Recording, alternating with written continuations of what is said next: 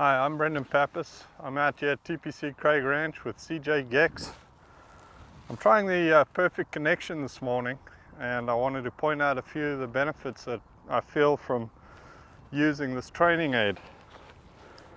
The one thing that you really feel is a connection in your arms. Because your arms are forced to stay together, you really feel the connection on the backswing. And the feedback that I really enjoy is the visual and tactile feedback from this post.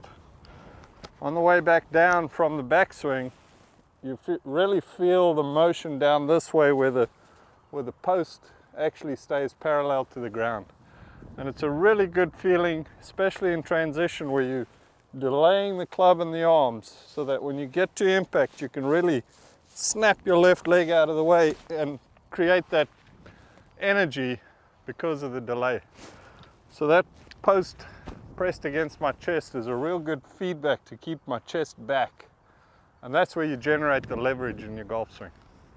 Hi, CJ Gex here. I'm joined by 2011 Nationwide Tour winner, PGA Tour player for 6 years, Brenden Pappas.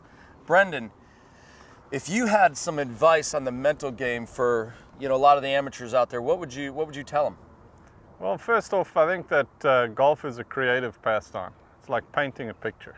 The moment the mind gets in the way trying to control yourself, you really get caught up in the minutiae of the game.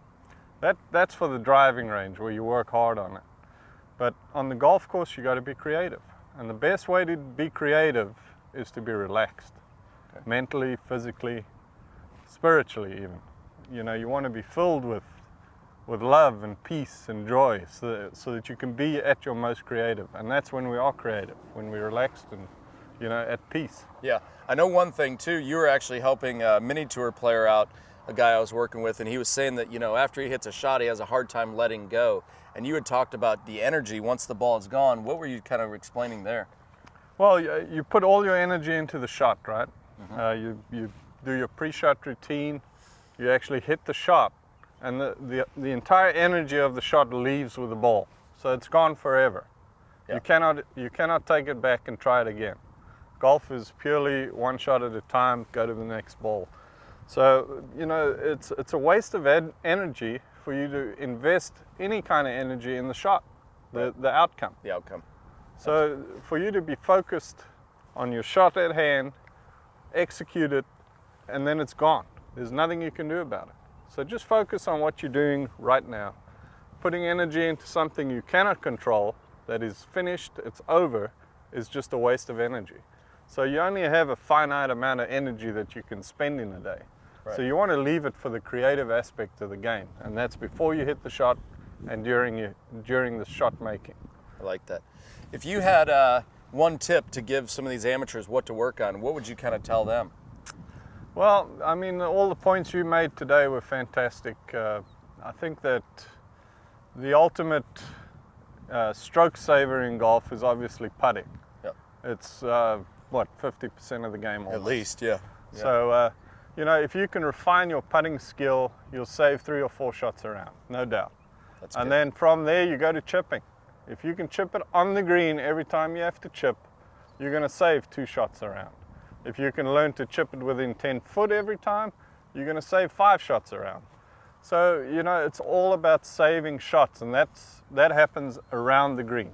Absolutely. From 30 yards and in. Tee shots, obviously, you want to hit it straight. You don't necessarily have to hit it far.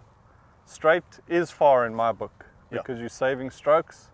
It's easier for you to hit the green from the fairway.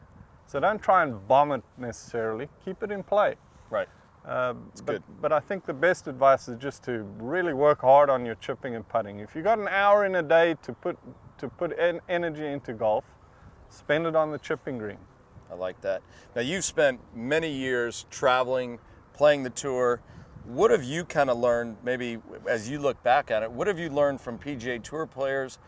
Is there any sort of advice that, obviously your life is different than the amateur golfer that, has a job and things like that. But in order to make a career out of this like you have, what have you sort of learned? Anything there special? Or? Well, everything I spoke about, not putting value on a shot. It's just an event.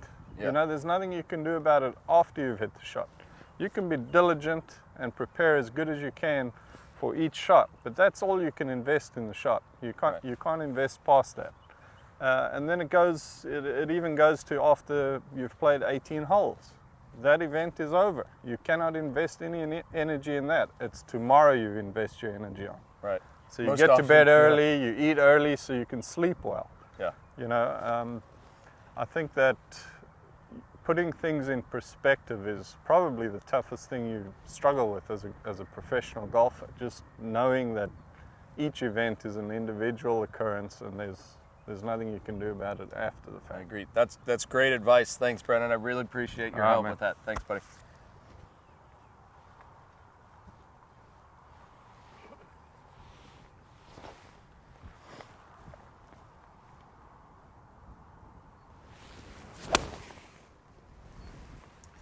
So Brenden, you know, you're out here practicing on the range. What is it that you as a professional, what are you working on with your swing right now? What are you feeling?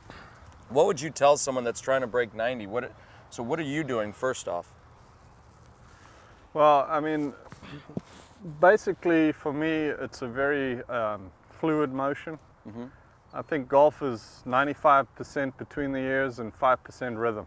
Okay. If you got good rhythm, you can get away with a couple of faulty moves in the swing. So, you know, for me, I'm always working on rhythm, making sure that my weight transfers back and I settle into the front leg, and then as I clear, I keep that nice smooth rhythm through. What I work on mostly is my backswing, because I like to get it into a really solid position where my arms are connected and I've made a full turn. Now recently I've been getting back here and kind of picking the club up, and I'm trying to get it to where I rotate this left shoulder just that little extra, so that the plane of the shaft stays more on the line of the right forearm. Okay. And you know, it really helps in the extension of the golf swing in the shoulders, not in the arms. Because I was trying to extend it with the arms, and that's why I was raising up, kind of getting this elbow flying a bit. Losing your connection. Exactly. So I'm trying to stay from here really connected with the forearms, keep them as close as I can to each other and to my shoulders, and turning the left shoulder back a little more.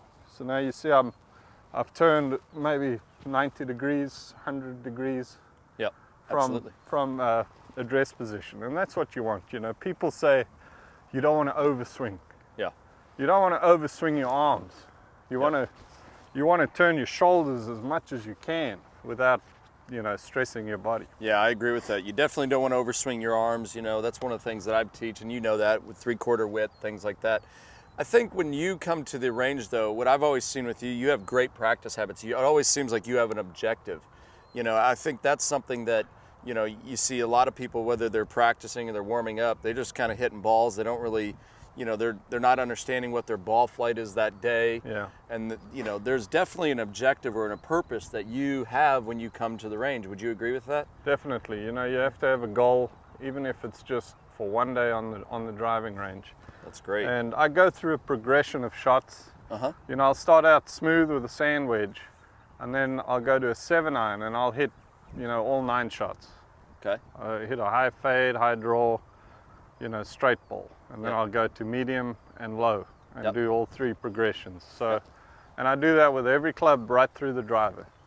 So it's my intent to be creative while Yep. I'm practicing That's- my rhythm and my posture and position.